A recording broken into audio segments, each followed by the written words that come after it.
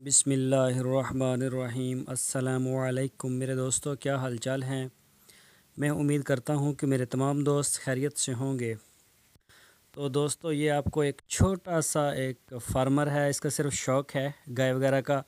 तो ये बाहर इनको चराई के लिए लेके आए हैं। तो ये आप देख सकते हैं सामने गाय के एक ज़ख़म है काफ़ी बड़ा सारा। तो ये दो गाय जब आपस में लड़ती हैं, इनको सींग लगा है इस जगह पे और इतना बड़ा ज़ख़म हो गया है। सिर्फ ये कि ये नए नए थे और अनजान भी थे, इनको इतना पता नहीं था कि इस तरह से करके ज़ख़म हो सकता है, बल्कि बाज़ का जानवर मर भी जाता है। तो ये आपको आज दिखाएंगे और सिर्फ ये चराई वाली जो गाय हैं कुछ।